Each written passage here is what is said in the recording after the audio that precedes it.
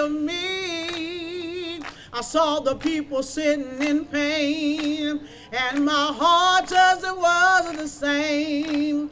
I said, freedom got a hold of me. I got one more. Listen.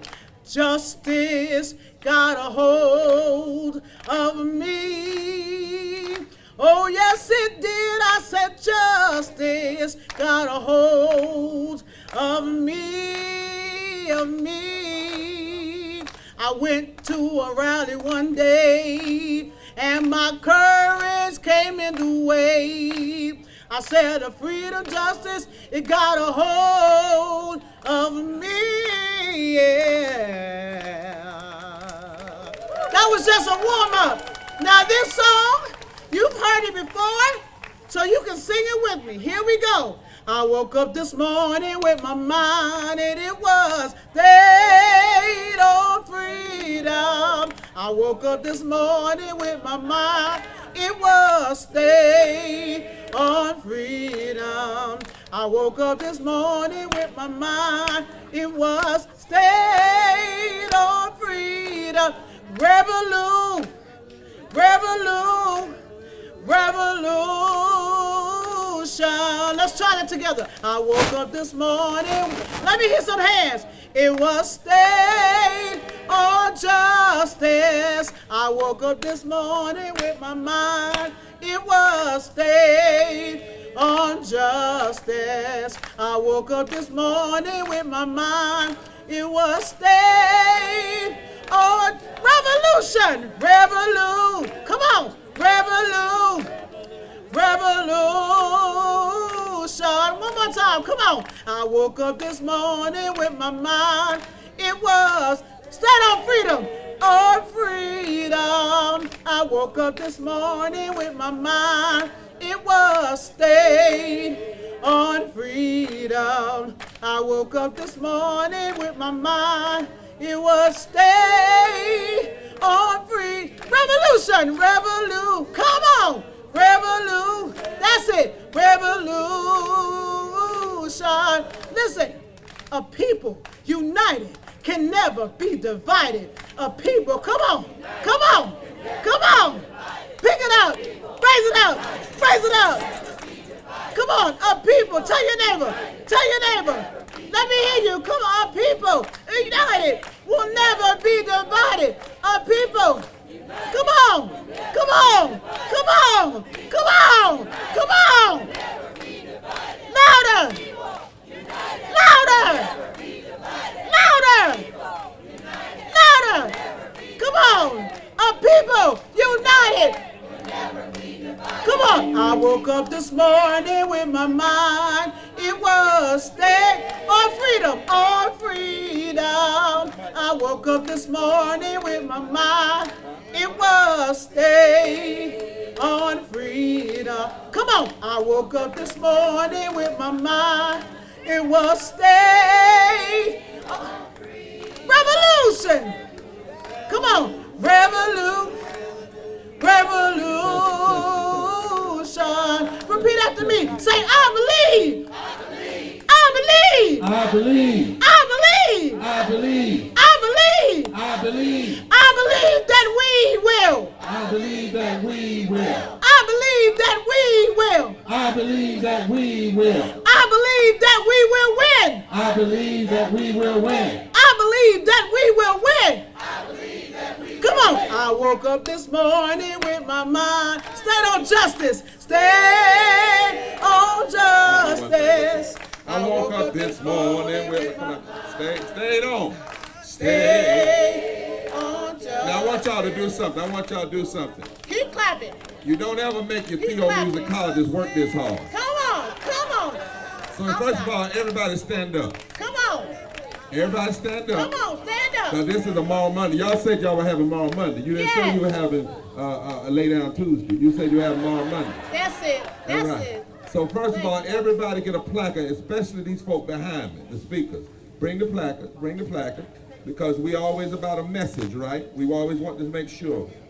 Everybody bring a placard, and bring them the placards that pertain to North Carolina, particularly poverty. Come on, bring them. Bring them.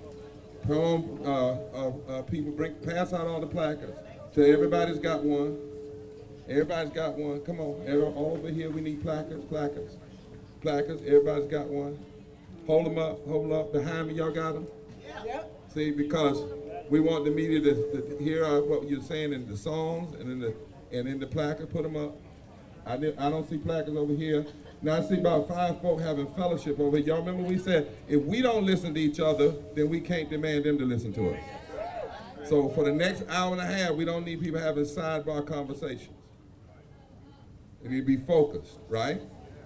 Y'all say tomorrow Monday, tomorrow Monday. But now the only thing we're not doing today is an action. All right, everybody got placards. I still don't see over here about 20 people. You got to pay attention. Where's the tri-chair leaders? You have to do, I was talking to Rodney, you have to do this sometime, y'all, because it's the message. It's too hot to be out here and not make sure folks don't get the message. That's right. Now, for a moment with your theomusicology, just put the placard in front of you. Everybody stand, and whenever you're on the stage, the worst thing you want to do is like some of I can talk about preachers. When preachers, the whole church is shouting and the preacher got his leg crossed. Yeah. That's the worst. Like, what is wrong with you? If your people shouting, you ought to be. All right? So let's put the placards on the ground. Put them out on the ground in front of you. Pick them up in a minute. And we're going to do that woke up this morning, and she's going to do about, I know you're going to do somebody's hurting. But at some point. But everybody, well, I want y'all to work with her. Let's get a clap going together. Come on, you do it. Come on, everybody. Especially back here. Because y'all the leaders. Let me hear you. Everybody. See the difference in the sound? A whole different energy right there. You feel it? You feel it? And tell the folk in the back, stay focused. Sounds good. Now you do it. All right.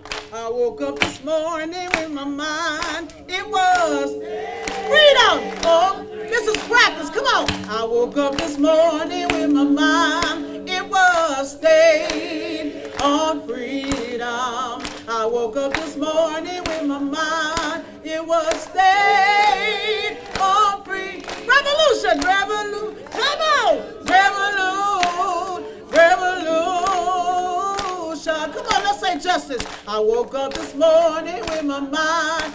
It was stayed on justice. I woke up this morning with my mind. It was stayed on justice. I woke up this morning with my mind. It was stayed on justice. Revolution.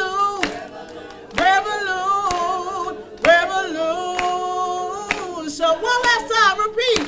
I believe. Come on. I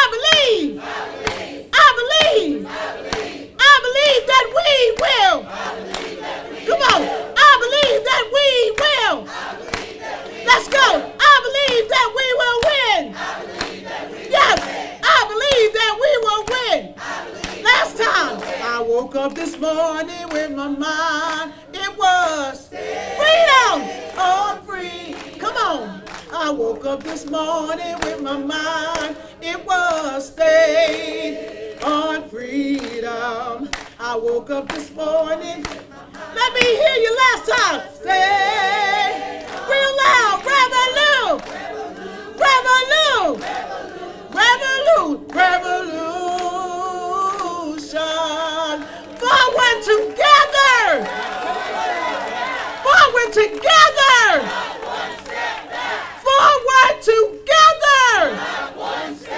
Now, if you believe in the power of justice, make some noise. That's it.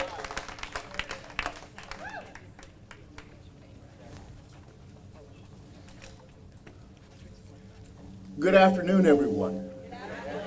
It is a privilege to be with you today. My name is Rodney Sadler, and I want to introduce a friend of mine to you today.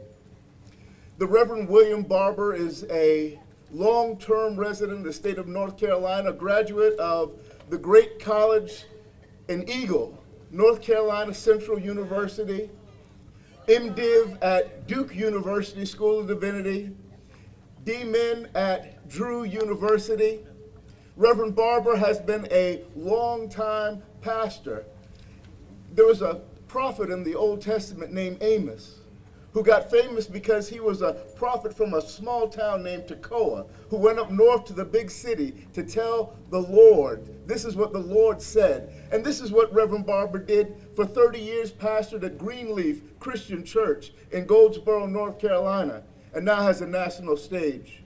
Reverend Barber, on the 29th of April 2013, took 16 of his best friends into the General Assembly building and said that the way that the General Assembly in the state of North Carolina is governing is a problem because they're hurting the poor people, and they're hurting the immigrants, and they're hurting black people, and they're hurting brown people, and they're hurting the people of the state of North Carolina, and we can do better than this. With this movement, he started what we now call the Moral Monday movement. But guess what? That wasn't enough for him.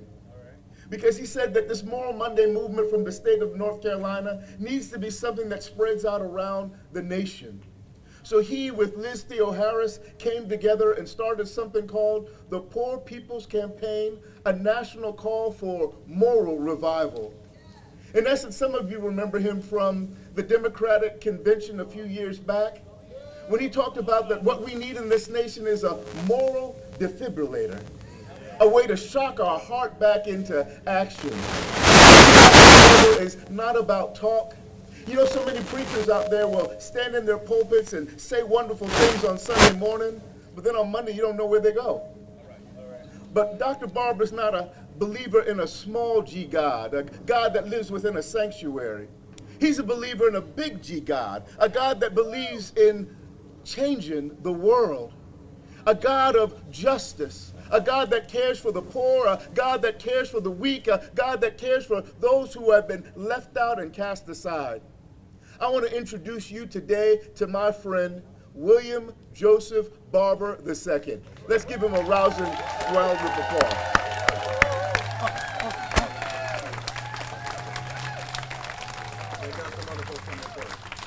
Hey all.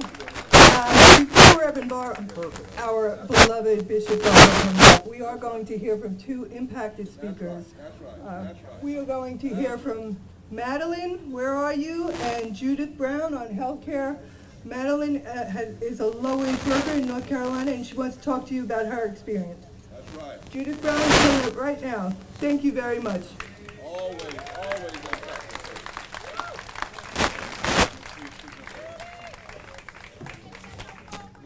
Good afternoon, everyone. Thank you so much for being here this evening in order to talk truth to power. In the city of Charlotte, up to 50% of the calls that come through the 211 coordinated entry, calls that are people facing homelessness, people who are already unhoused, those people, 50% of them are people with disabilities. 4 of my current clients right now are in that situation. As Executive Director of Project 704 Forward, I support people with disabilities as they navigate through our system of care. And right now, it is more a system of carelessness. We have the means to connect people to proper health care, but lack the whole heart to do it across the city. We lack the will to change the system of competition in human services and housing. We lack the mindset to connect large and small organizations that could create a strong web of care around this city. We work in silos that allow people to be displaced from the community after they sustain a life-altering or a health-altering condition or injury.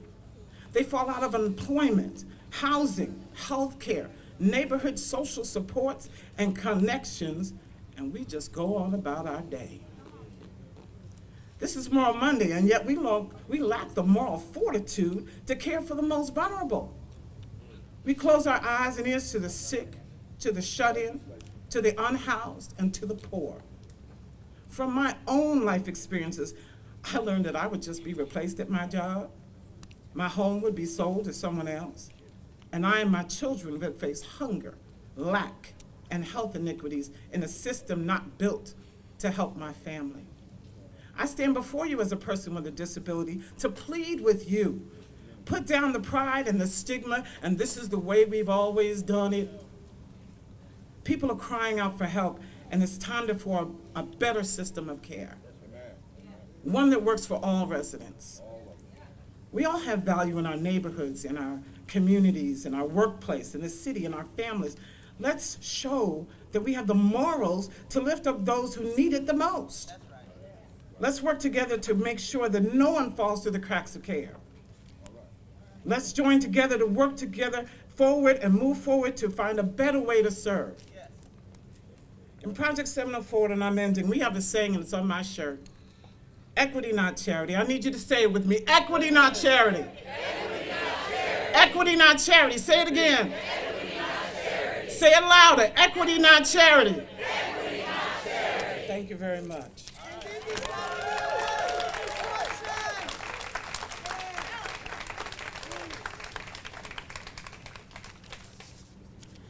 I just want to start off by saying I don't do speeches, so bear with me, please. Growing up, I didn't have much as a kid. Wasn't able to do things like my friends because I didn't have my parents didn't have the disposable income like their parents did.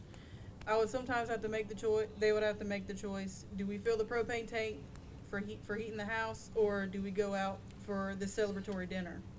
And due to money being tight as a kid, I learned how to save since my dad was open about our financials. But because of this, we lived a very simple life. I wanted more for myself, so me and my fiance moved here to Charlotte for better opportunities. I thought I would be able to get a decent entry-level job with benefits at a company that I could grow with, but that wasn't the case. I ended up getting a labor-based job with no benefits, no guaranteed hours, and minimum wage. I soon realized that it wasn't right. Even though I stayed, I was told I was replaceable every day. I had to pay the bills some way. I'm unemployed right now, but I do what I can to get by. If it wasn't for my fiance, I'd be living back at home. The places. It's okay. It's all right, baby. It's all right. It's all right. Stay in there, baby. We got you. The places I've applied to, they say I don't meet the qualifications, but they never elaborate on that. On paper, I meet the qualifications to a T, but in some cases, I feel like that it's because it's the way I look on my resume. Saying you don't meet our qualification is HR code for we don't want a masculine lesbian for the face of our company. That's right, that's right. So, with all that being said, I pray every day that something will come up and I'll be on top again. Can y'all stay with me? Forward together. Forward together.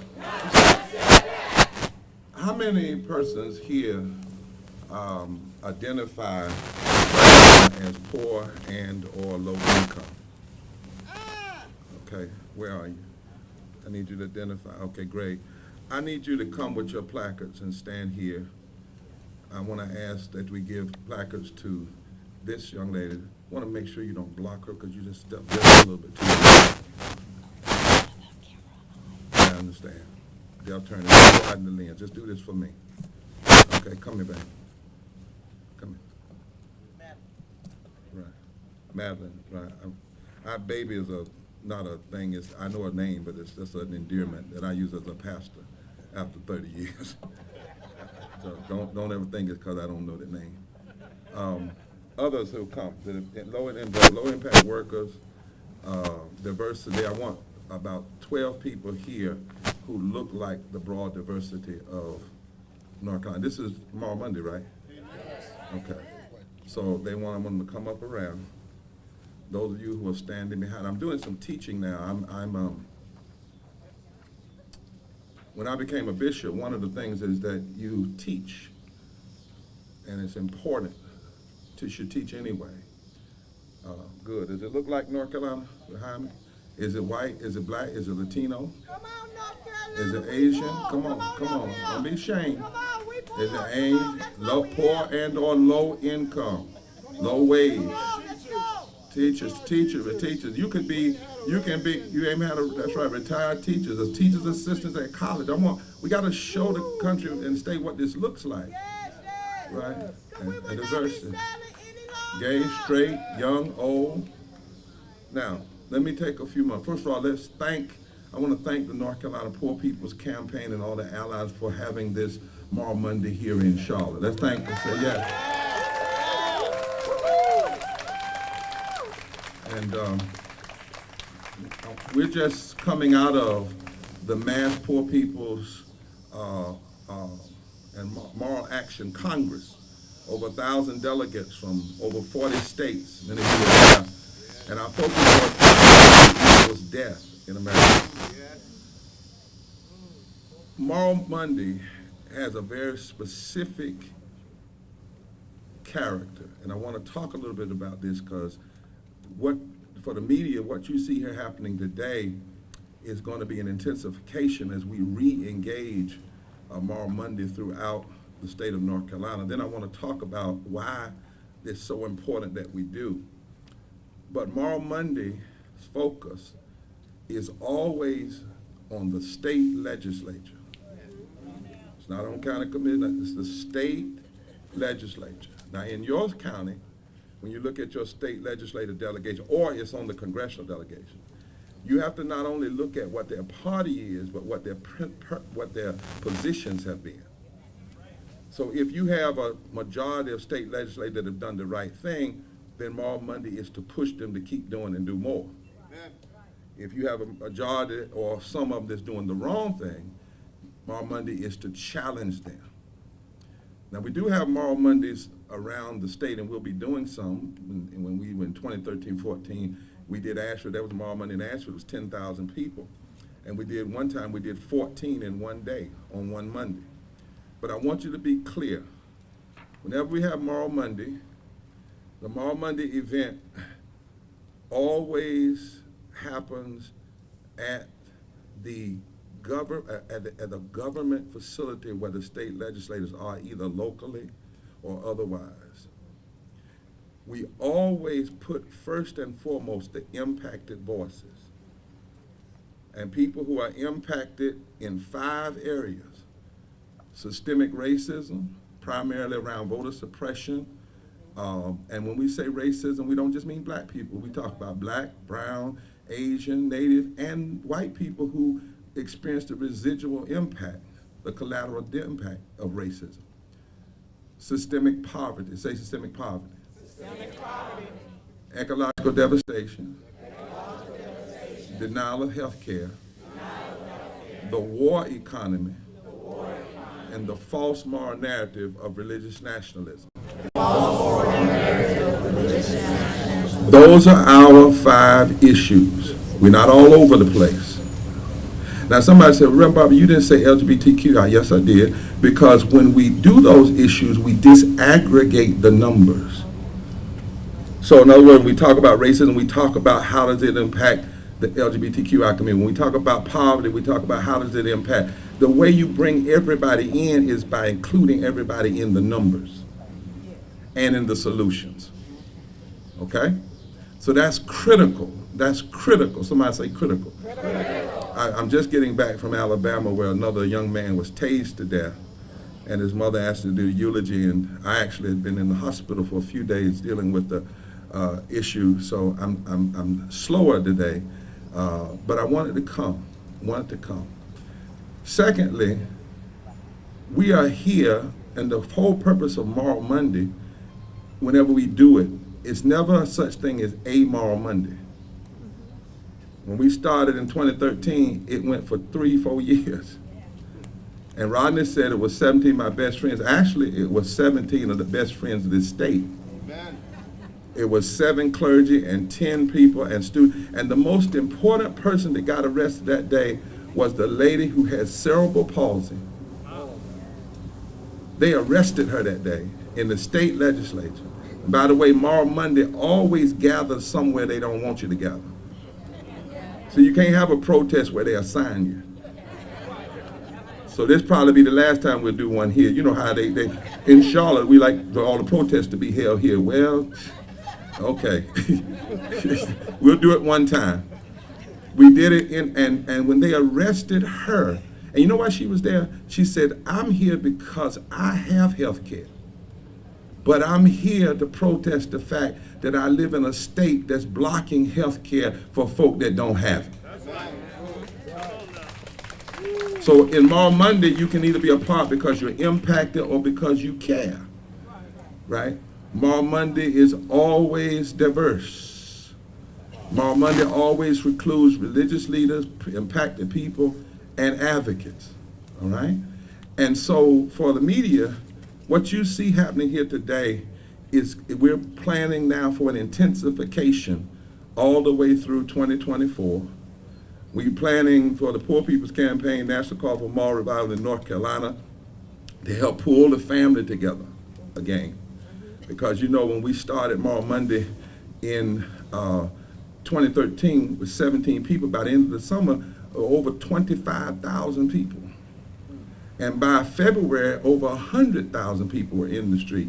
The largest multiracial gathering in the South around these issues ever, even since the Civil Rights Movement. And so we're going to be in the streets, in the legislative suites, in the courts, and the voting booths. Now, why do we do Mall Monday at the state legislature every Monday? Because every Monday at 6 o'clock, they open the legislature. So the reason we had Mall Monday there was we had an hour of focus, an hour of focused challenging what they were doing. We knew we didn't have the votes to beat them, but we weren't going to let them do it in quiet and in the dark. And then we went into the legislative building. How many of y'all remember? And we went into the vestibule area between the Golden Doors, the Senate and the House. And we protested, but we weren't just hollering, we were focused. We had our facts right and our placards right. And then they would arrest us, and then we would come back the next Monday, but it was always focused because we wanted to make sure that the state knew. And what happened is when we started, the governor, for instance, McCoy, who was an extremist, was at 61% in the poll. By the end of the summer, he was at 39% and never recovered. And I'm going to tell you some other things about Mall Monday because it is not just doing something on Monday.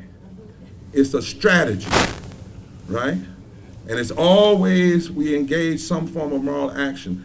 We also are trying to shift as I said, the narrative. And today, so you'll know, what started here in North Carolina has now grown to poor people's coordinating committees in over 42 states.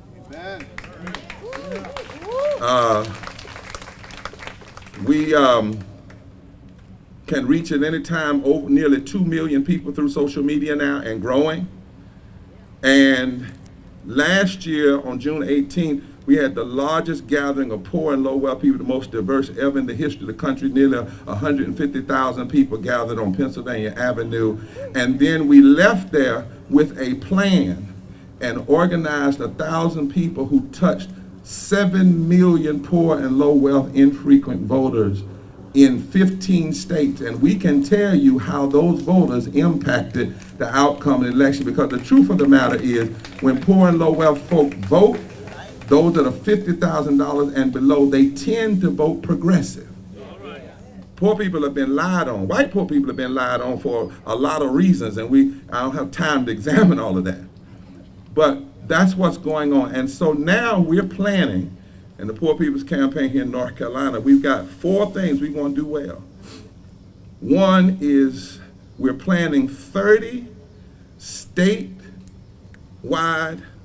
actions on state capitals in 30 states in February of 2024. Simultaneously, all at the same day, with a minimum of 5,000 people at each gathering. Think about that. If that happens simultaneously, to challenge the political coup d'etats that are going on in state legislators, right? And what's happening. So we're not asking every state coordinating committee to focus on that.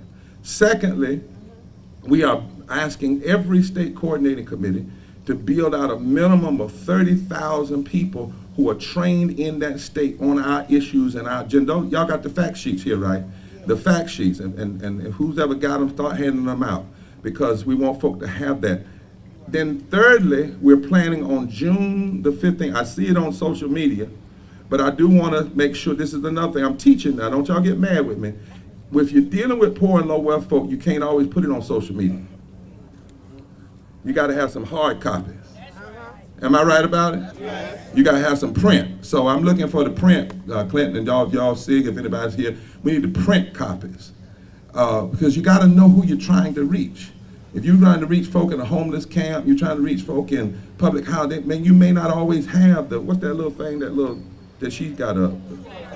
Yeah, they may not have, you know, so, but you always have it in writing so people can carry it with them. But on June 15th of next year, we're going to have a mass poor people's low-wage workers assembly moral march on Washington for the second time. We're going to have over 400 partners, over 50 religious bodies. It's going to be led by the most powerful moral voices in the country, which are impacted people, not people speaking on behalf of people, but impacted people speaking on behalf of themselves. And then we're going to lead there for a summer push all the way to the polls to touch 15 million poor and low wealth infrequent voters in 15 states. Now why? Because poor and low wealth voters now make up 33% of the electorate in this country and 40% of the electorate in battleground states where the elections are determined by less than 3%. There's not a state in this country where if poor and low wealth voters who have not voted, if you could mobilize those that are already registered and those who are not, 25%, not 30%, not 40%, 25% could determine who sits in the legislature, who sits in the Senate, who sits in the Congress, who sits in the presidency, who sits in the government. And you know what that percentage is for North Carolina? 19%. I'm not hollering, but can I teach like I'm doing? Talk about it. 19%. Poor and low wealth, poor and low, to hear me tomorrow Monday in North Carolina, our goal is 19%. Let's make it 20. Because 20% of poor and low wealth vote, I'm talking about black, white, or Latino, Asian, Native, gay, straight, doesn't matter. 20% voting as a block, voting for their lives, that have not voted in the past 2 or 3 elections, can fundamentally determine who sits in the governor's office, the presidency, the Congress, the Senate. You know what it is in Georgia? 7%.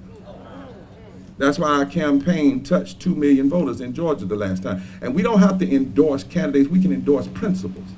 We can endorse consciousness. Because if you tell people where people stand on the issues, they'll know who to vote for. You don't even have to tell them who to vote for, you just have to tell them, he voted against your living wages. Right? You know what the number is in Florida?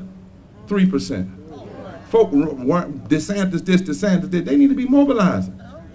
3% of poor and low wealth voters. Hear me, I'm not talking about middle, poor and low wealth voters. 3% in Florida could determine the outcome of every at-large election in Florida. You know what it is in Michigan? 1%. See, this movement, we don't just holler, we think. And that's why I know sometimes the leaders get a little rough with me, push with me because I push, but it's not being mean. We have strategy. The worst thing you can do is be loud and wrong, and the worst thing you can do is want to change with no strategy.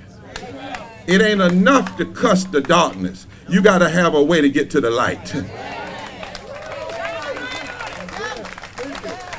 That's why we say clergy. We got to have clergy. And we say clergy who have congregations and synagogues and mosques because they have constituencies, right? And we mobilize.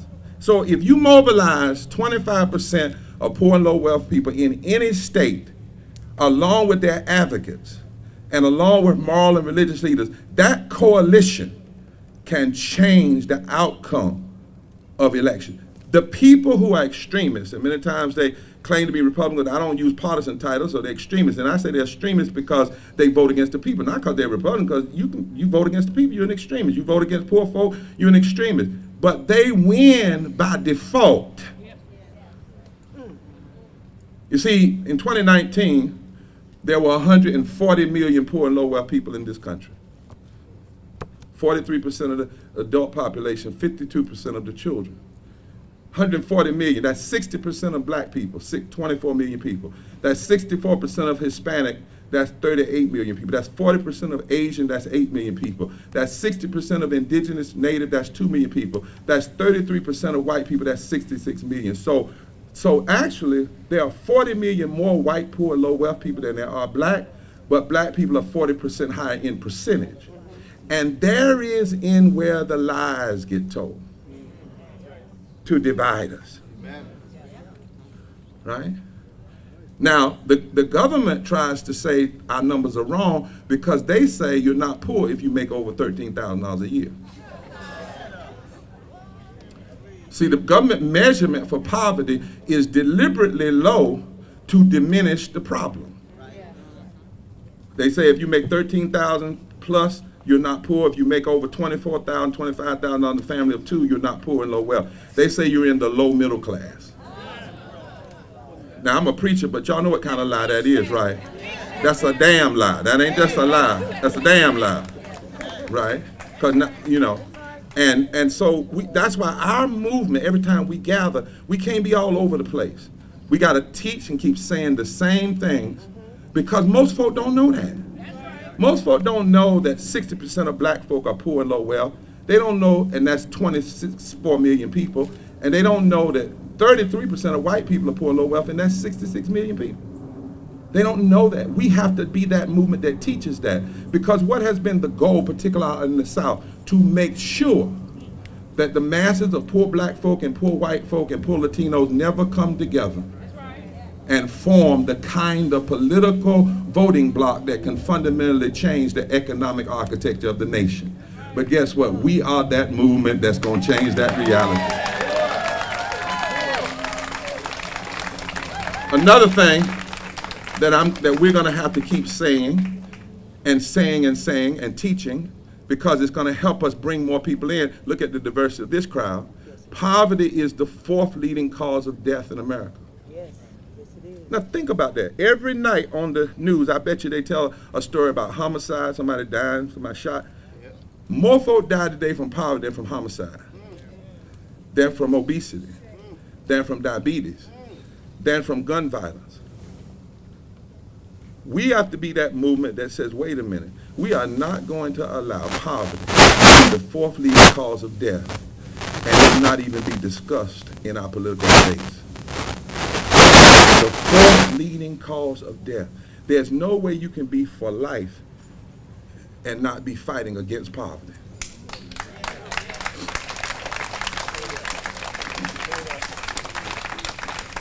Now, each state gathering of Poor People's Campaign has to then be specific to that state. Why must we have moral Mondays? Why must we mobilize in the streets, in the courts, in the legislative suites, and in the voting booth? We've got to mobilize, and here's where the mobilization is happening. In North Carolina, there are 4.2 million poor and low wealth people. 4.2 million. That's 40.2% of the population. Now, some of that changed during COVID when we had COVID investments, but as soon as we got a little ways out of COVID, the extremists said we're not going to do it anymore. They didn't want to do it at all because a lot of them believed in social Darwinism, survival of the fittest. It comes from Adam Smith, a form of economics. You just let people die off. You don't correct the system, right? But we had some investment, and it changed some of these numbers. But say that in North Carolina, 40% of the people are poor and are low wealth. How in the world can we not make this issue a centerpiece in our political debate?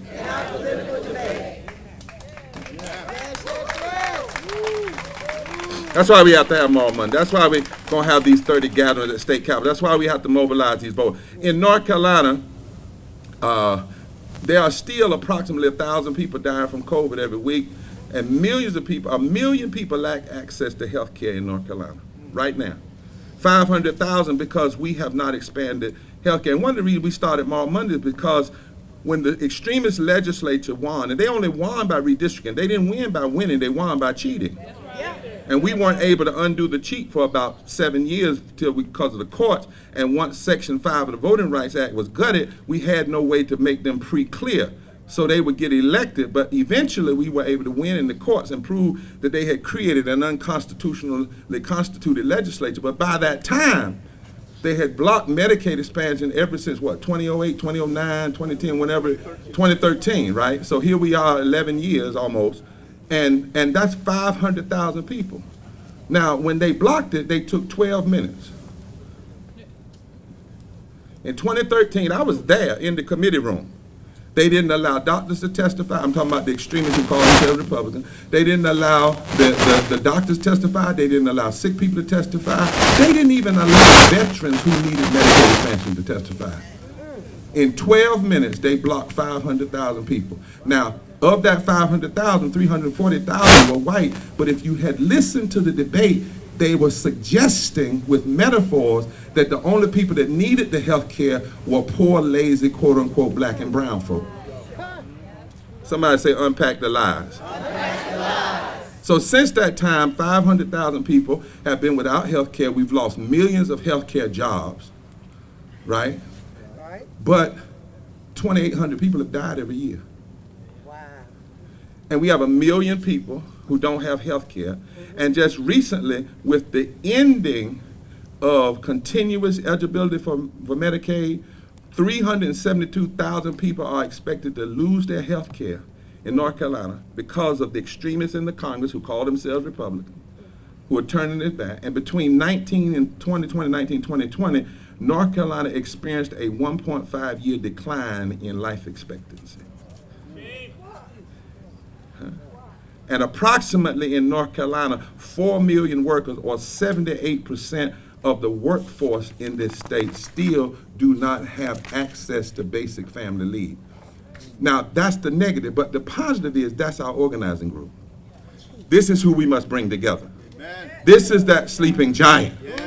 See, so you got to know the ugly to point to the beautiful, right? It's an ugly number, but inside of the ugliness, kind of like for me as a preacher, the cross is ugly, but inside of the cross, there's a possibility for resurrection. Somebody pray with me because I'm about to feel my help here. Who are we after, Martin, the Poor People's Campaign in North Carolina? We're after the 37% of the people in North Carolina who make less than a living wage of $15 an hour. That's 1.8 million people. What if we mobilize 25% of them who have not been voted? What of that 1.8 million, 1.6 million are adults, 28% are Asian, 52% are black workers, 59% are Hispanic workers, 29% are white workers, 45% are working women. So women, not black women, women are the largest group of people working for less than a living wage. We got to organize these women, the sisters. And black women, 59% of black women work for less than a living wage. 59% in North Carolina. And then the other issue is the issue of children. In North Carolina, because of the child tax credit, 2 million children, 1.2 million households receive the child tax credit. 600,000 low-wage workers received an earned income tax credit during COVID's high days, and it brought them out of poverty. Now the extremists in the Congress who call themselves Republicans have blocked child credit and blocked earned. And if you block earned tax credit, you are worse than Ronald Reagan, because even Ronald Reagan supported that. That's right. You hear what I'm saying? And child tax credit could end 60% of child poverty. The last thing is that when it comes to food stamps, food stamps benefits have been reduced. 813,000 people are going to be impacted in this state, including veterans. So the reason in the Poor People's Campaign we bring up these numbers is because these numbers also represent our power.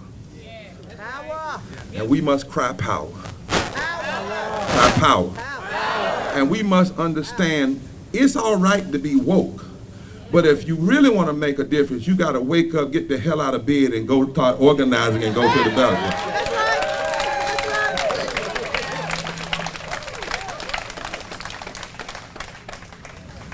Understand why they're scared of this more money. In 2013, by 2017, we beat the extremist governors. We mobilized new voters. We won in the court. Monday worked from 2013 to 2017. They have won because of redistricting, and they cheated and got a supermajority. But as soon as we won in the courts and blocked the redistricting, guess what happened? Without that, we went from 7-6 in the Congress, Democrats, to 10-3 Republican, who call themselves extremists, who call themselves Republican, 3 Democrat. But now, when we dealt with redistricting, it's back to even. Have y'all noticed that? And then you broke the supermajority right here from Charlotte. Then you had somebody do a tricky sneaky. But y'all can deal with that next election. Hallelujah. I ain't telling you what to do. I'm just saying you can deal with that. See? But you can't deal with it just being mad. You got to deal with it being organized. Touch 3 people and say, all we need is 19%. All we need is 19%. Now tell them, let's just get 20. Let's just get 20 anyway. Let's get 20. And so, brothers and sisters, I'm just a little tired today, and I apologize to the organizers for being a little too long. But what we have to do with each one of our campaigns is stay focused. Systemic racism, systemic poverty, ecological devastation, denial of health care, the war economy, the false moral narrative of religious nationalism. What are y'all fighting for? We fighting for living wage. 80% of Americans want a living wage. We haven't raised the living wage for 14 years. It's way past time. 60, 70%, 80% of Americans want health care. It's not radical, it's right.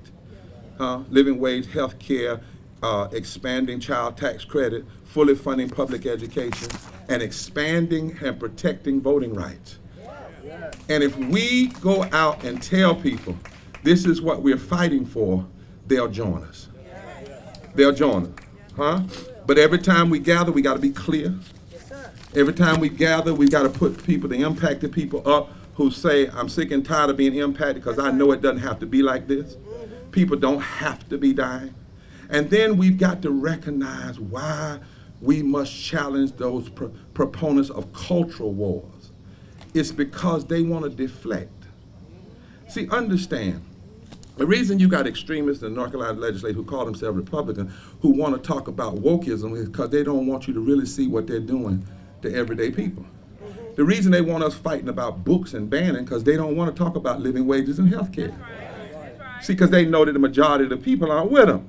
So what cultural warriors do is they create deflections. What moral, righteous warriors do is we unpack the lies and the deflections, and we don't fall into it. We change the conversation and make the conversation get on the right issues, and we start declaring some things are not about Republican versus Democrat or liberal versus conservative, but right versus wrong. And when we do that hookup, every time in history there's been a hookup between poor folk and moral and religious leaders and advocates. Every time in history there's been a hookup. Black folk coming together, white folk coming together, Hispanic folk coming together, Asian folk coming together, Latino folk coming together, indigenous people coming together. Check the record. Every time there's been a hookup, there's been a change. Every time there's been a hookup. In North Carolina in the 19th century, when they created fusion politics and poor whites and got together with former slaves and black folk, they changed the country. They changed the world.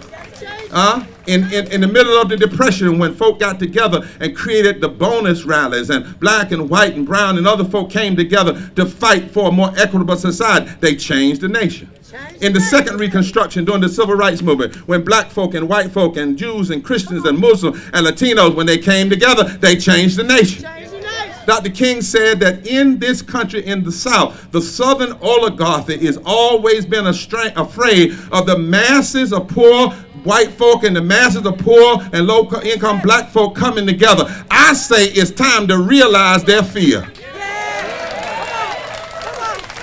It's time that they say, you ain't seen nothing yet.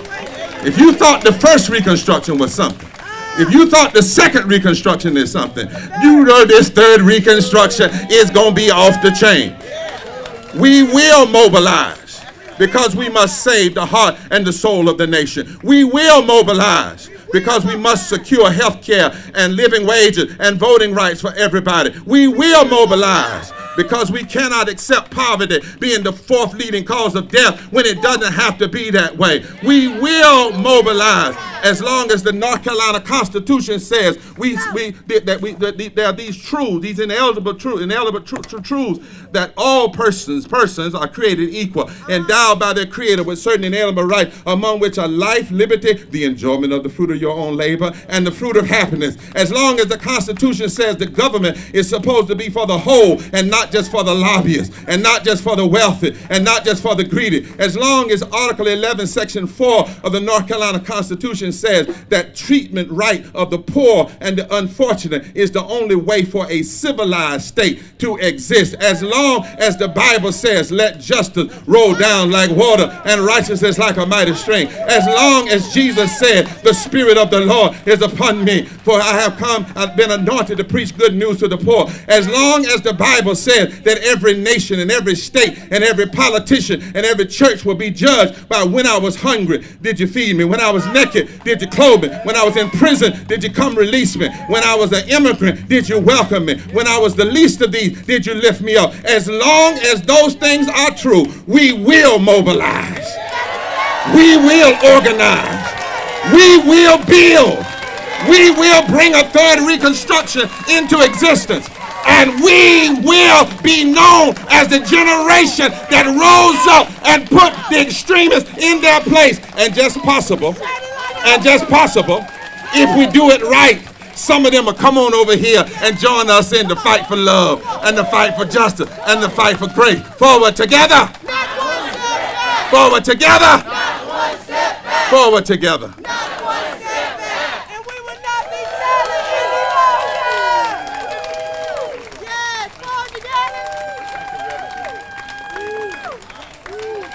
Somebody's hurting my brother, and it's gone on far too long. Help me. And it's gone on far too long, and it's gone on. Come on.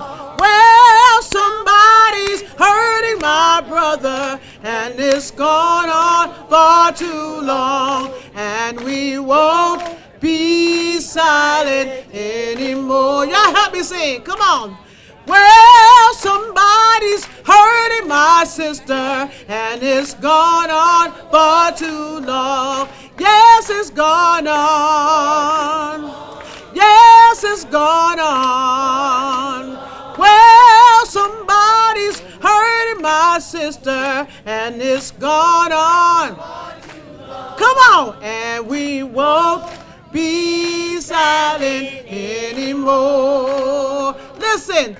Well, somebody's trying to hurt our children, and it's gone on far too long. Yes, it's gone on far too long. Yes, it's gone on far too long. Well, somebody's trying to hurt our children, and it's gone on far too long, and we won't be silent anymore. Listen, well, somebody's trying to take our choices, and it's gone on far too long. Well, it's gone on far too long. Well, it's gone on far too long. Well, somebody's trying to take our choices, and it's gone on far too long. That's it, and we won't be silent anymore. That's another one. Well, somebody's trying to silence our voices, and it's gone on far too long. Yes, it's gone on far too long. Yes, it's gone on far too long. Well, somebody's trying to silence our our voices, and it's gone on For too long. and we won't be silent anymore. I want you to sing real loud on this one. Well, somebody's trying to stop our movement, and it's gone on for too long. Yes, it's gone on for too long. Yes, it's gone on For too long. yeah, somebody's trying to stop our movement, and it's gone on for too long, and we won't be silent anymore. Say that part again real loud, and we won't. Let me hear you. Be silent anymore. Come on, help this baby sing. And we won't. Come on. And we won't be silent anymore. Last time with everything you got. Come on. And we won't be silent anymore. Forward together. Not one step back. Forward together. Not one step back. Forward together. Not one step back. If you believe in this movement, make some noise.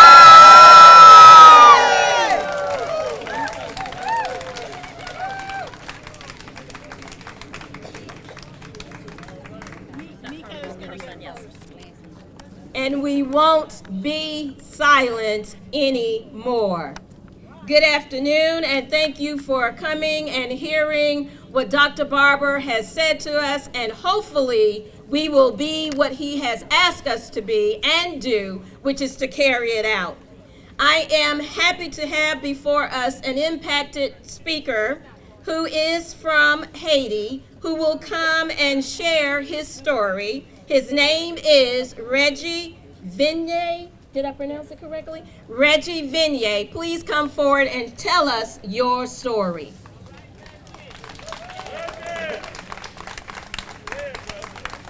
Can you say hello and thank you to everybody in English?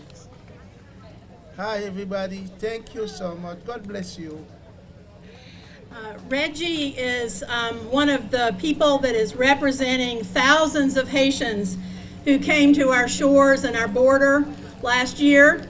And he is one of 50 Haitian refugees that churches in this community collaborated to resettle. And he's living right here in Charlotte. Unfortunately, we lost his translator. So I am going to tell you very quickly about Reggie's story. He took his family from Haiti because of the rampant kidnappings and killings that are happening there by gangs. I work in Haiti, so I'm very familiar with that, but I have the option of going back and forth to Haiti when I want to, when I can, when it's safe. Someone like Reggie and his family and many others have to leave because of the way that they are being treated, because of the danger, the abject poverty, and the lack of any kind of opportunity. So when you hear people say, well, why are people coming here? Why can they not just stay in their country? They are seeking legal asylum here in the United States because they are in desperate straits in Haiti and other countries.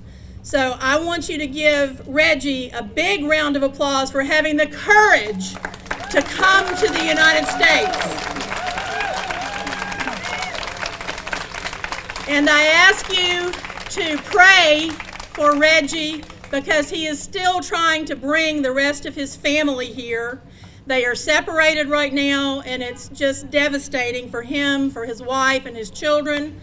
He has not been able to find work here. That's another problem. The asylum system takes forever. That's yet another problem. But Reggie is standing strong, and he knows that with folks like you and us behind him, he can continue to seek his dream here in the United States. So can you say in Creole, tell them thank you. Merci beaucoup, et thank you so much. Merci un peu.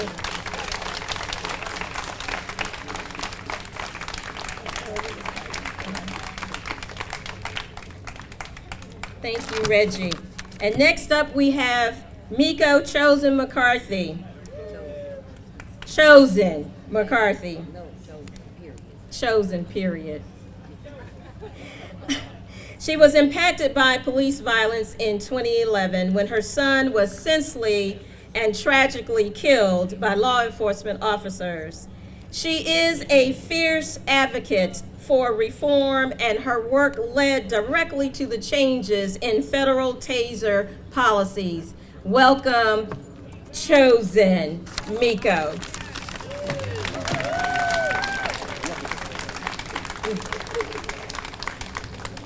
Okay, they say I only got 3 minutes, but I don't think I need that long.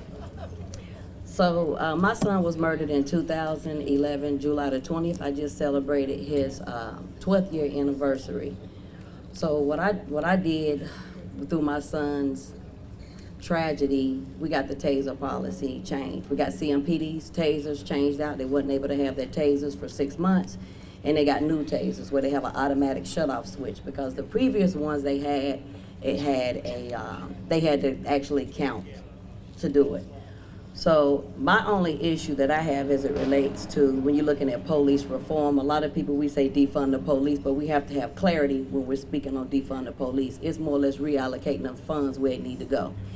So that's one big issue. One of the things, the problems that I had in my son's case, they hid the identity of an officer. They also tampered with evidence. All this stuff came out of federal court, and currently the officer, which is Michael Forbes, still currently has a badge. So when people say, what justice did you have, I say none at the end of the day, because he still has a badge.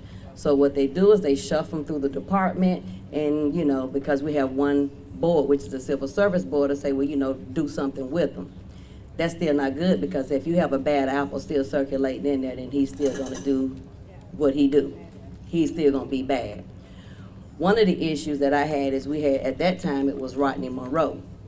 They want to be movie directors, and I feel like you need to stop trying to be movie directors and releasing the final cut to the community. That's why you have chaos and confusion, and that's where you're going to have protesting.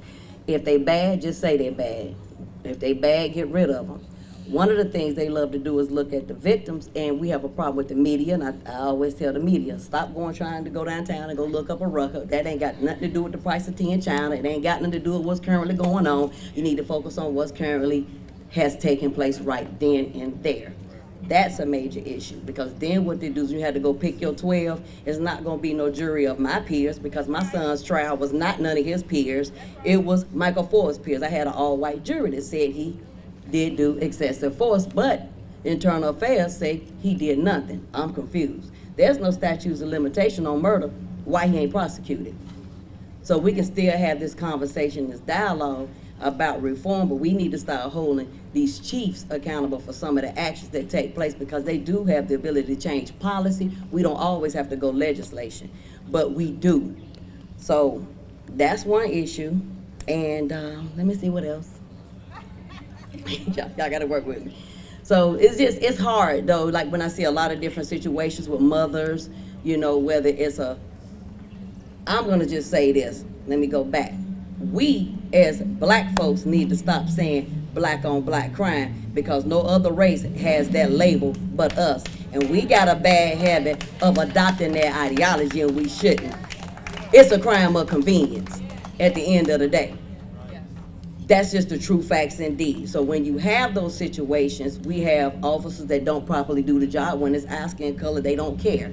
We just another piece of paper. They're gonna do what they do, and they might get shuffled. It's a mother out here that was impacted, and it took her, we had to get a different DA for her to get some form of justice, which was a little bit of justice, but not a lot of justice, because the person's still free. So when you look at all of that, I got you almost time's up. I got you. Again, y'all need to stand up, know which division that you need to go in when you want to actually try to do policy change. If it's a legislative issue, get behind this campaign and do whatever it takes to make sure your voice is heard. But if it's something that the chief can change, we need to hold him accountable for his actions. And that's just what it is.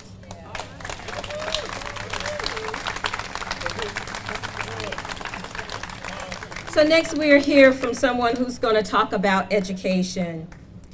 Nisi Mendez. A wife, a mother, a grandmother, a community engager, motivated by the killing of Trayvon Martin. She dived headlong into African American studies, gaining new insight and appreciation of her community and herself. She gives back this newfound knowledge through craft and street apparel. Emerging from COVID-19, shut down with most schools, mostly in neighborhoods of color, deemed Title I. She felt her purpose of education grow with a focus on children. Please welcome Nisi Mendez.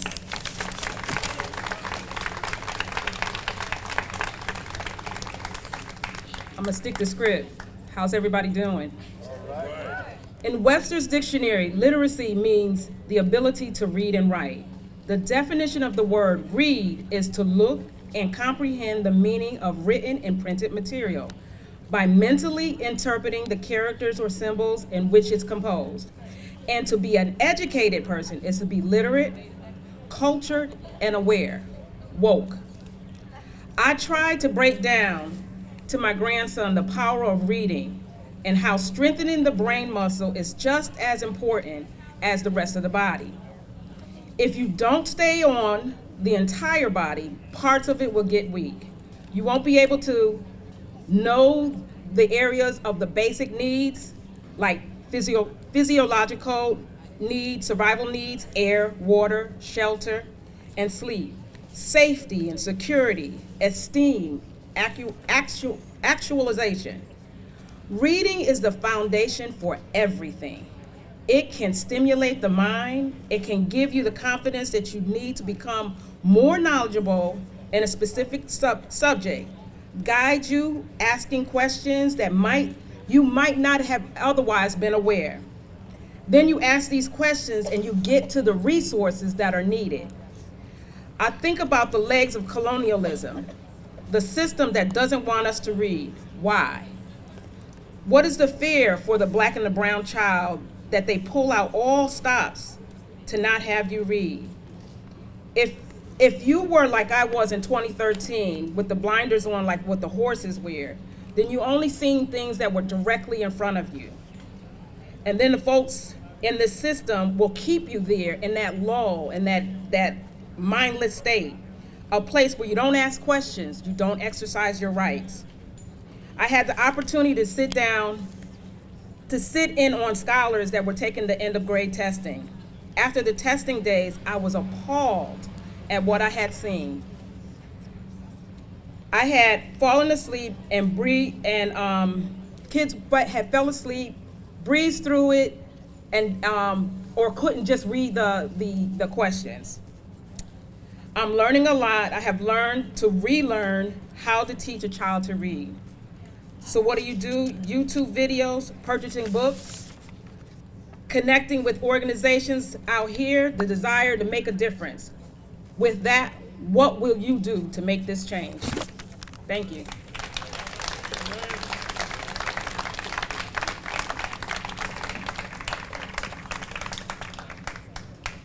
You know what? We need to give a hand to our sign language interpreters. You guys are like dancing. So, exactly. So, I'm Jennifer Roberts, and I'm here to introduce our next amazing speaker, but I want to say one thing first. You are hearing tonight from people who've been impacted. Some of these folks may have never spoken before in front of a crowd. We are empowering them, and their stories are powerful. And that is the power of this movement, is hearing it's real people. It's not numbers on a legislative bill with all these numbers behind them and who's passing who. It is people's lives. And that's what we need to remember and take away, because you may feel like we're singing to the choir tonight, but the choir needs to practice. And so we are practicing. We're going to retell these stories. We are going to shout them out. We are going to email and call our legislators. One more thing, we have a couple elected officials here. I just want to say, local officials, Commissioner Susan Rodriguez McDowell, Solon Nancy Carter, Councilmember Luana Mayfield. They are all your advocates. Did I miss anybody? Let's give all our elected officials and candidates a hand. And now, music is one of those things that unites us, that strengthens us, that empowers us. Music is not Democrat or Republican, and we have started with music. You heard from theomusicologist Leslie Oliver. Let's give her a hand. Where'd she go? And now you're going to hear from a lead vocalist and program director for A Sign of the Times. She is also a lyricist, a writer, a speaker, and a huge supporter of social justice through her music and her amazingly smooth jazz voice. So please join me in welcoming someone who is making a difference every day. She's incredibly talented, and she is going to join us. Here we are, Tony Tuppence. Give me a hand.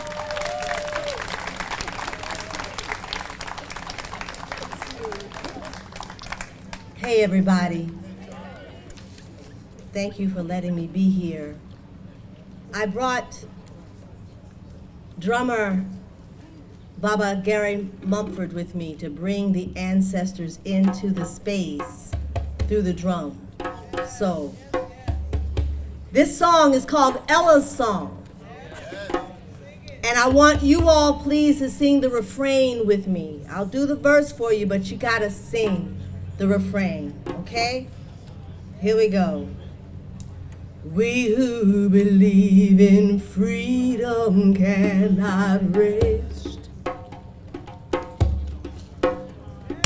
We who believe in freedom cannot rest until it comes. Sing it with me, say, we who believe in freedom cannot rest. We who believe in freedom cannot rest until it comes. Until the killing of black men, black mothers' sons is as important as the killing of white men, white mothers' sons. We who believe in freedom shall not rest. We who believe in freedom cannot rest until it comes. The older I get, the better I know that the secret of my going on is when the reins are in the hands of the young who dare to run against the storm. 'Cause to me, young people come first. They have the courage for where we fail. And if I can but shed some light on them as they carry us through the gale. Say, we who believe in freedom cannot rest. We who believe in freedom cannot rest until it comes. And struggling myself don't mean a whole lot. I've come to realize that teaching others to stand up and fight is the only way my struggles survive. I'm a woman who speaks in a voice, and I must be heard. At times I can be quite difficult. I bow to no man's word. We who believe in freedom cannot rest. We who believe in freedom cannot rest until it comes. Not needing to clutch for power, not needing the light to shine on me. I need to be one in the number as we stand against tyranny. Saying, y'all, we do believe in freedom, shall not rest. We who believe in freedom cannot rest until it comes. Come on, sing, everybody, we who believe in in freedom cannot rest. We who believe in freedom cannot rest until. Let me hear y'all sing.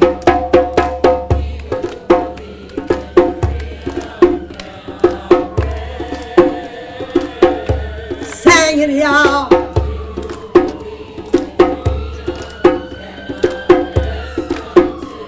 Come on, sing it with me. Say, we who believe in freedom cannot rest. Here we go. We who believe in freedom will not rest until it comes.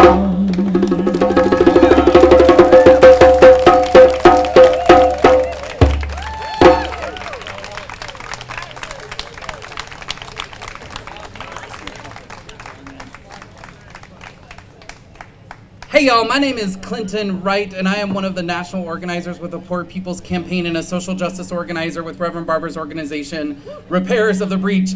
I stay up in Durham. It's so good to be here in Charlotte. One quick announcement before we go on with the program.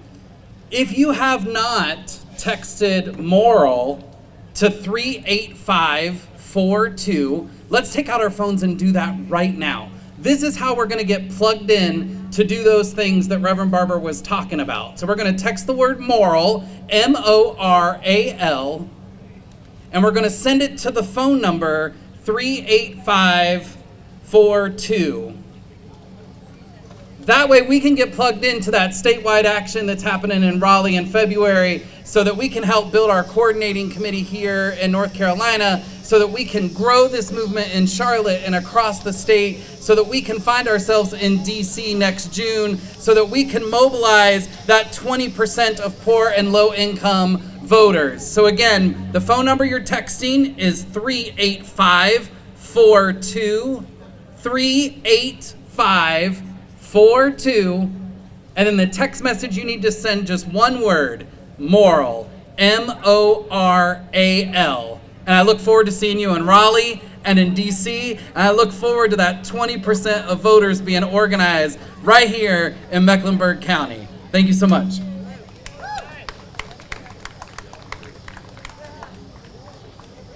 Let me thank you for your patience.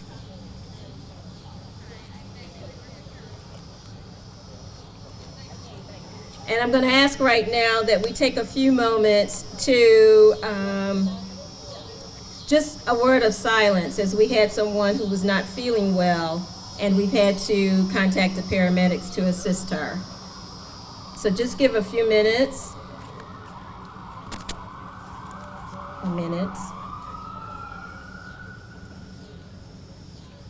And this is why this work is so important.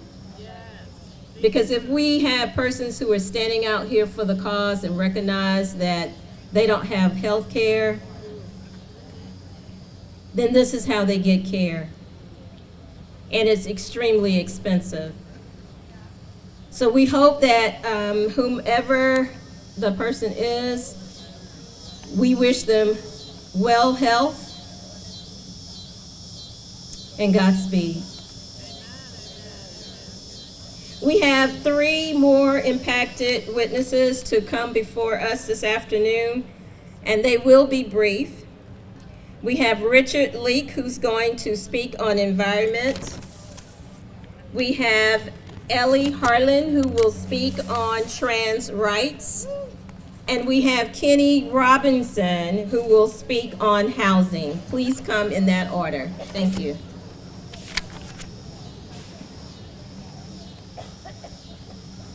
Good evening. I'd like to stand and speak a few minutes on injustice in the workplace and in the community. I'm a part of a concerned citizen group in Baden, North Carolina, where I work for Alcoa Aluminum, and they dumped hazardous material in the black neighborhood. There was an east side and a west side. The west side consisted of black, and the east side consisted of white. All the hazardous waste was dumped in our community. And we've been fighting with Alcoa for almost 13 years trying to get them to clean up the hazardous waste in our community. over 85 to 95% of the black people in that community has died with cancer and still fighting cancer. As a matter of fact, one of my friends was just diagnosed day before yesterday with cancer. And I just wanted to make you aware that until we get somebody that's willing to stand up to these big organizations and let them know that we want our communities cleaned up, that's all we are asking. I just stand to represent the concerned citizens of Bay, North Carolina, and ask that the leaders of North Carolina get on board and help us get our community cleaned up and help stop the rate of cancer that's destroying the people in West Bay. Thank you for listening.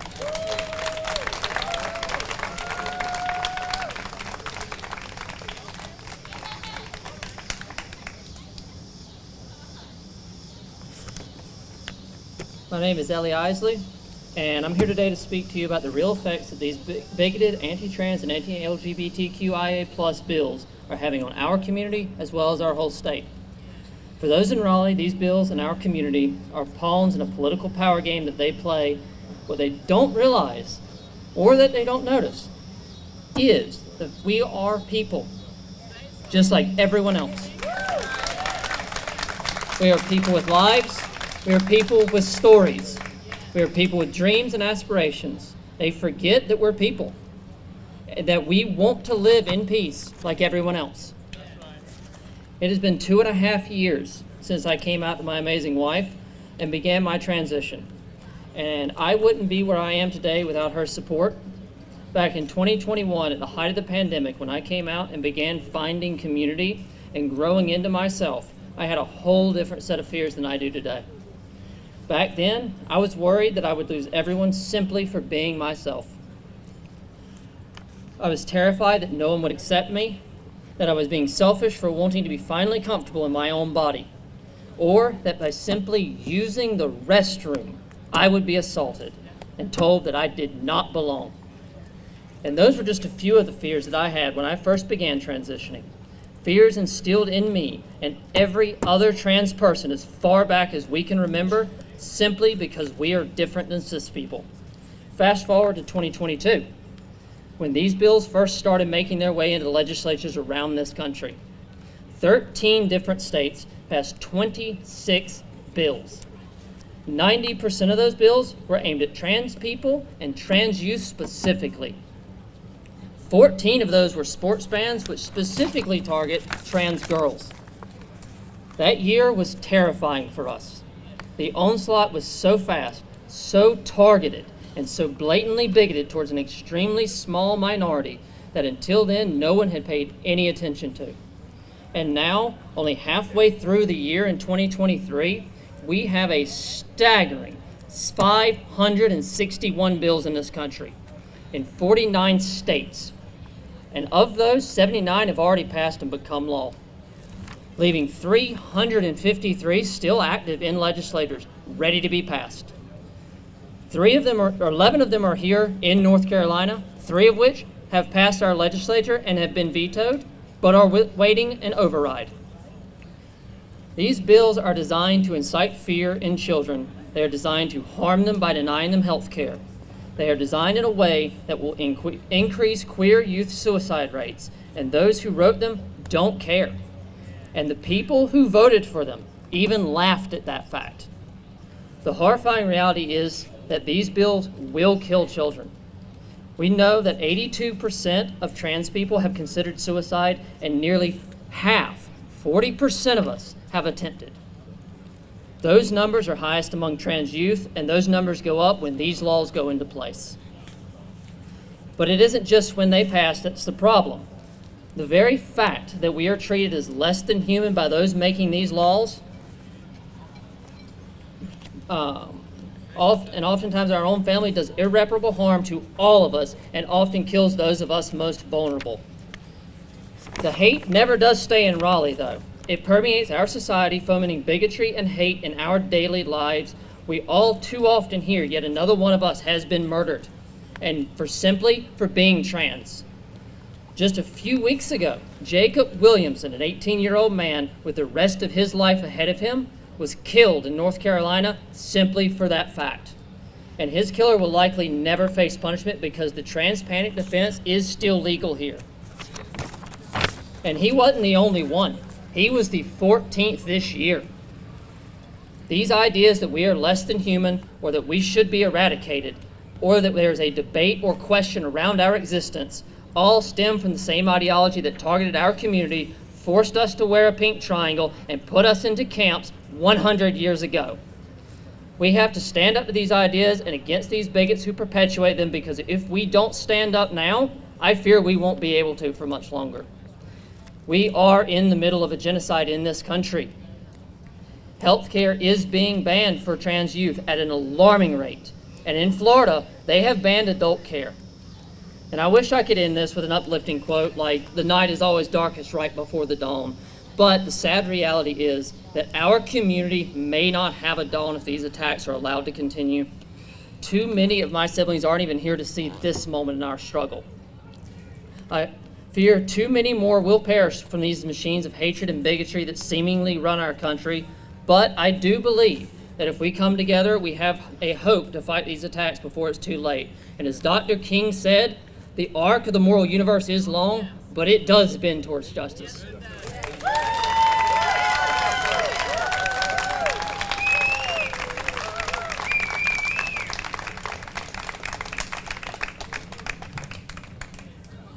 My name is Kenny Robinson, and I'm the Executive Director and founder of Freedom Fighting Missionaries, which is a nonprofit organization that supports the formerly incarcerated and criminal justice involved individuals. I am here tonight to speak to you about homelessness that we have here in Charlotte, North Carolina.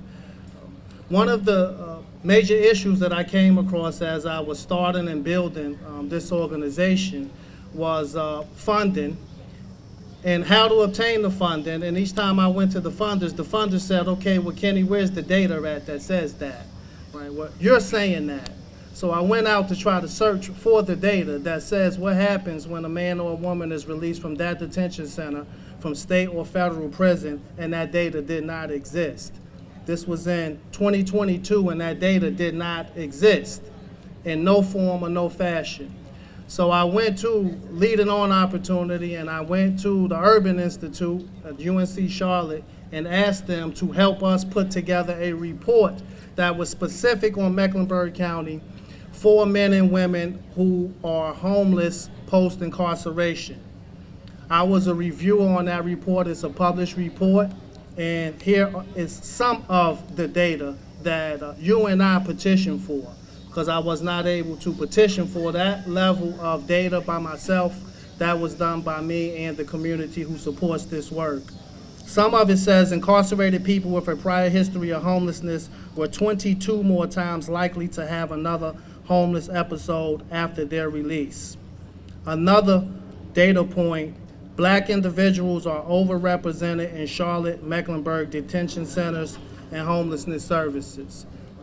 It's easy for us when we can see it right there on the side of the highway in the tent. But I assure you that those individuals who face homelessness during that height of COVID are still homeless. They have been pushed out to the woods. They have been pushed out to the outskirts. They are sleeping on couches under bridges. They are calling 211 seeking help right now. Many of them are women with children. Another fact for our organization at Freedom Fighting Missionaries, 65% of the people that we serve are women with children, facing homelessness with their children, and their barrier is their criminal background. So please continue to do what has worked here in Mecklenburg County to face the homelessness issue, and that is individuals like you coming together, coming out in force, whether that's online, where you're sitting at right now, or at your dinner tables. Please continue to join us in this fight, and we will see the day that homelessness does not exist in this way in Mecklenburg County. Thank you.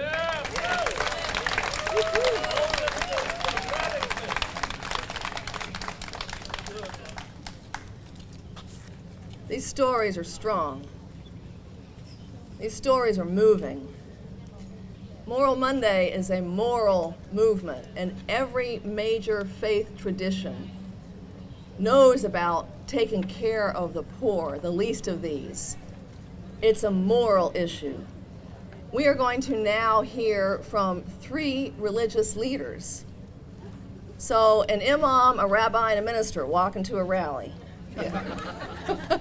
Sorry, I don't have a good joke. But they walk into a rally and they show that interfaith is strong and powerful, and that's what we need to carry our message forward. So let me now introduce, we have Rabbi Alexis Erdheim with Temple Bethel. We have Imam John Ederer, who's with the Muslim Community Center in Charlotte. And we have Paul McAllister, who sent me a really long resume. I don't have time to read, but he's done a lot of work in interfaith as well. He's a Friendship Missionary, he's a Reverend Doctor, and has done work globally on interfaith movements. I'm gonna let them speak in whatever order they want, but they're here to show that this is a Moral Monday movement for every faith tradition. Please join me in welcoming them.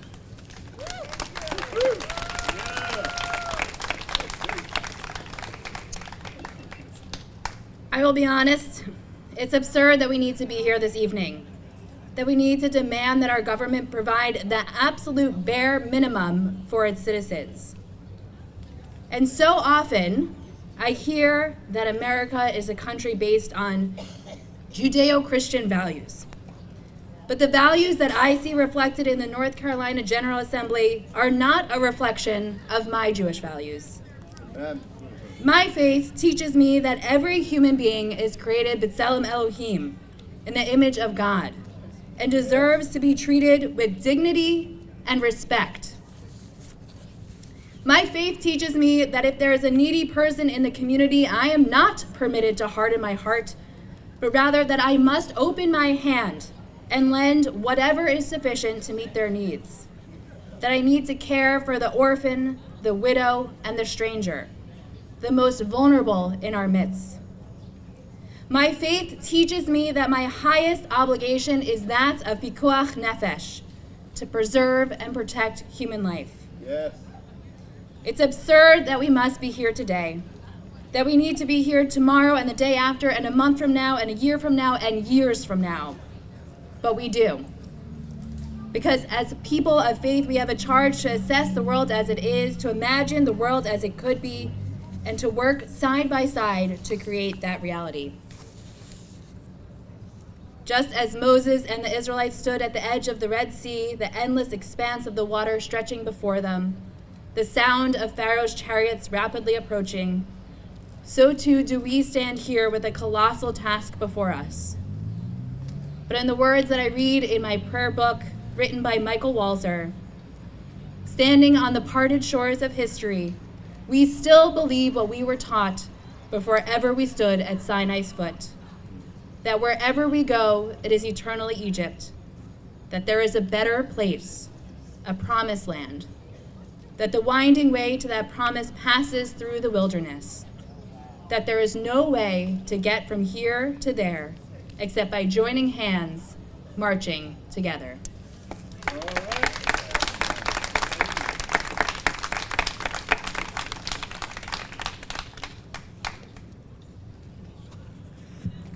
Peace and blessings, everybody. I just wanted to take a few minutes to reflect. As a Muslim in America, for the last 22 years, we have faced the constant kind of othering and the constant feeling of we are somehow not respected as the rest. So I begin my talk in the name of God, the beneficent and the benevolent and the compassionate and the merciful. This is how each chapter of the Quran begins. And so in this discussion we're having today, we have two main enemies.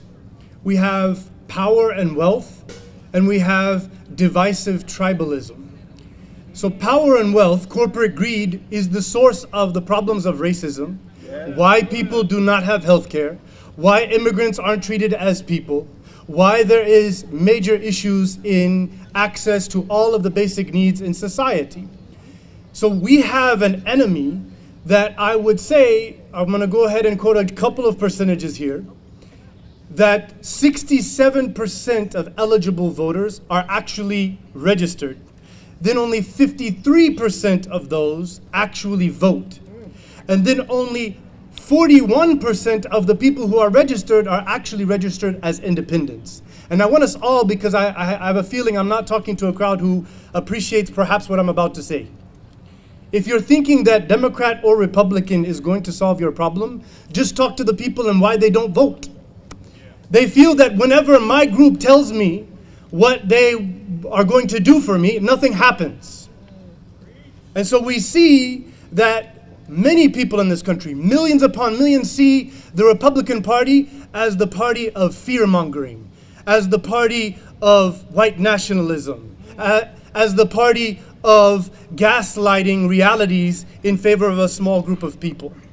They see the Democrats as perpetual tokenization of groups, as endless hope never fulfilled. You can actually study where Democrats or Republicans have the authority and they have full access to actually apply the things they claim, and you see that it never comes to fruition. In the Quran, God teaches us that everything in the heavens and the earth is God's property. We are allowed to use it. Yeah. Benevolence and beneficence means I care about other people and I'm actively serving their needs. Politicians in this country on both sides of that coin are serving corporate interests, whether it be in Washington, D.C., or in Raleigh, or here in City Council. We see that the policies that come forth are actually just looking out for corporate interest and not for the interest of the people. So we are going to have to mobilize, and we are going to have to talk to people and educate so that we can build a community of people who actually act for their best interests. But we will not do that until the people who are going to be elected, actually we genuinely trust that their integrity is real and they will do something about it. Thank you very much.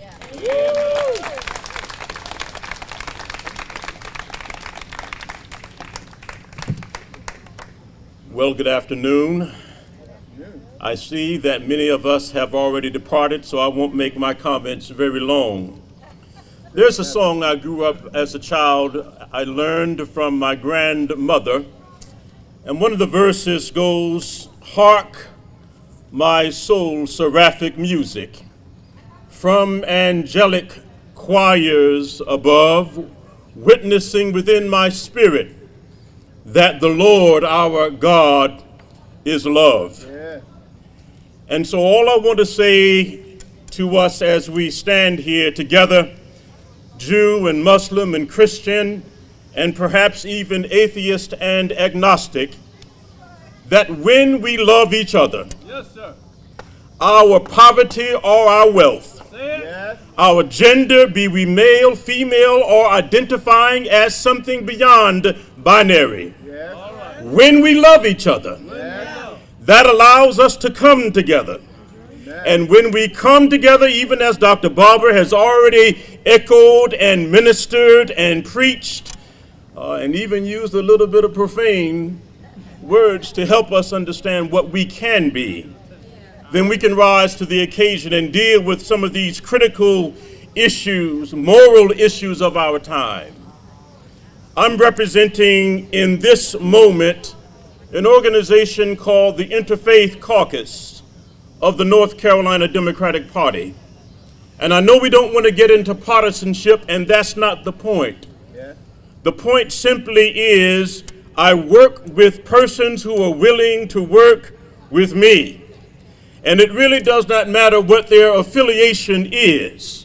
What matters is that we're interested in democracy. And even as this banner says, we're making a moral declaration for America. One of those things that we must learn to address together is medical debt. And so I invite you to go to a website, ripmedicaldebt.org.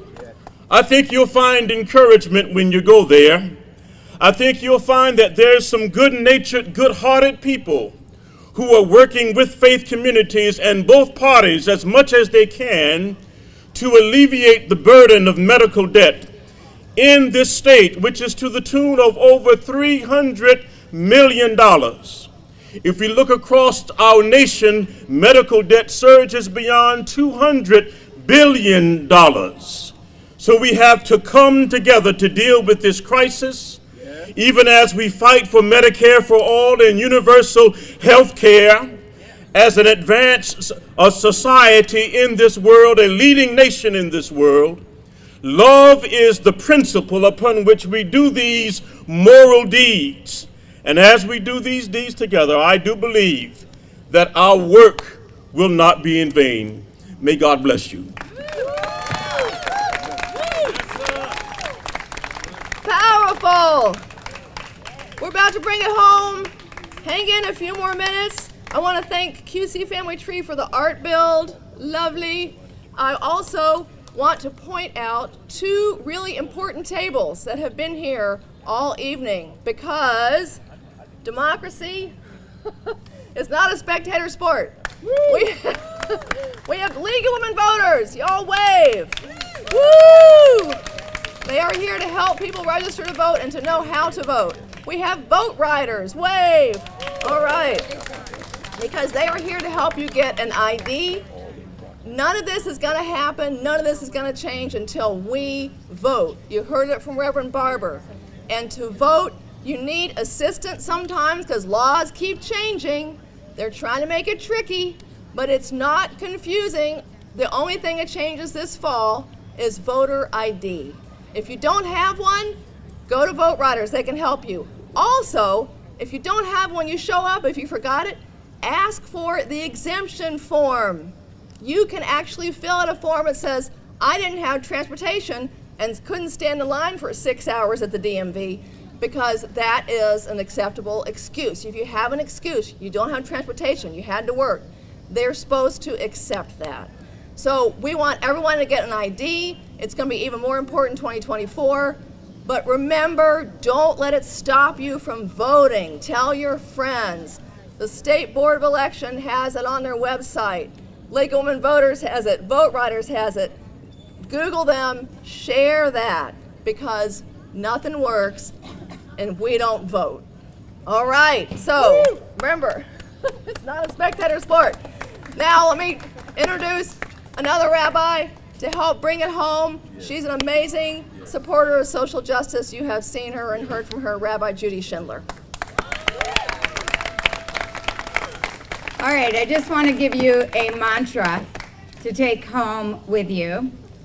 The whole Jewish world reads the same text from Torah. We open the book of Deuteronomy and we read this phrase. In Hebrew it is tzedek, tzedek tirdof, and in English it is justice, justice you shall pursue. Can everybody say that? Justice, justice you shall pursue. Now some people think that scripture is divinely revealed, literally God's word. Many in this crowd and many others in this crowd believe that the Bible was humanly authored, but either way, every word was chosen with precision. So why the repetition of the word justice? We could debate it as clergy, but we all want to get home.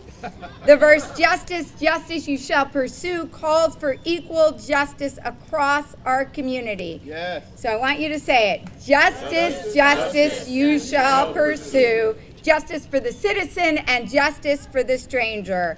Justice, justice you shall pursue. Justice for those who are marginalized and justice for the mainstream. Justice, justice you shall pursue. Justice in housing and justice in healthcare. Justice, justice you shall pursue. Justice that creates accountability and justice that is restorative and reparative. Justice, justice you shall pursue. Justice that touches every sector of society, that is fair to all, no matter the race, religion, or any human element that makes them unique. Justice that breaks the cycle of harmful systems of racism, and justice that is filled with humanity. Yes. Now, I run with wonderful people, we run a Stan Greenspan Holocaust and Social Justice Education Center, and we are here to support the pursuit of justice and strengthen community organizing in Charlotte. So we are here to support you. We have a weekly community organizing calendar, and email to promote your organizing efforts. We offer programs to support your social justice work. In September, we have a program on radical self-care for community organizers. We offer certification in social justice and community organizing, a 14-week program led by regional and national experts in organizing, political organizing, digital organizing, relational organizing. Our program includes mentoring and microgrants and praxis projects and micro internships. If you are a community organizer, first of all, thank you for your hard work every day. If you want us to support or promote your work, and if you want to become a community organizer to build strength and power, please Google Stan Greenspan Center. Justice, justice you shall pursue. Justice we shall pursue as individuals, and justice we shall pursue as a community. Justice we shall pursue today, and justice we shall pursue tomorrow. Hand in hand, working together, we will get there. Thank you all for coming.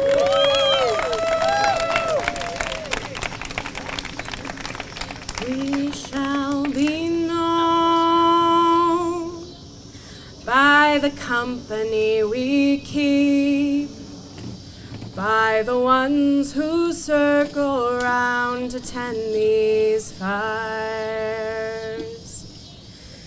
We shall be known by the ones who sow and reap the seeds of change alive from deep within the earth. It is time now. It is time now that we thrive. It is time we lead ourselves into the well. It is time now, and what a time to be alive. In this great turning we shall learn to lead in love. In this great turning we shall learn to lead in love. Now listen. You gotta put one foot in front of the other and lead with love. Put one foot in front of the other and lead with love. You gotta put one foot in front of the other and lead with love. Put one foot in front of the other and lead with love. Please join me. One foot in front of the other and lead with love. Put one foot in front of the other and lead with love. You gotta put one foot and lead with love. Put one foot and lead with love. You gotta put one foot and lead with love. Put one foot and lead with love. Lift up your eyes. Don't you despair. Look up ahead. Your path is there. Thanks, y'all. Have a good night.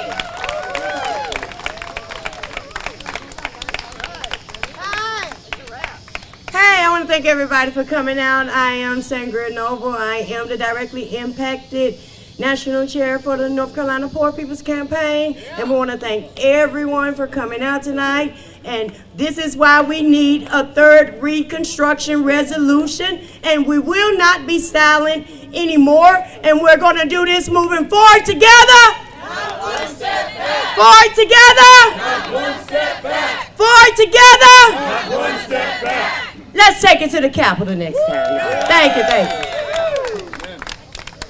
Thank you all for coming again. This is Samantha. I'm a co-chair right here in Charlotte. We have Sangria, one of our state tri-chairs. We have George, also a co-chair, and our tri-chair. We all say thank you so much for being here. You got to get everybody you know and everybody you don't know to vote like we're going to die, because we are killing people. And please, you're all going to come to Raleigh in February, and we're going to take this to our legislatures. And then June 2024, I will see you in D.C.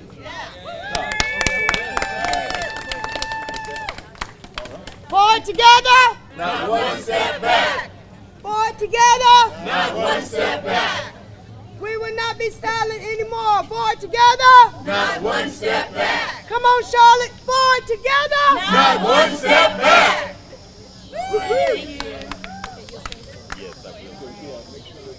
Yes, oh, absolutely.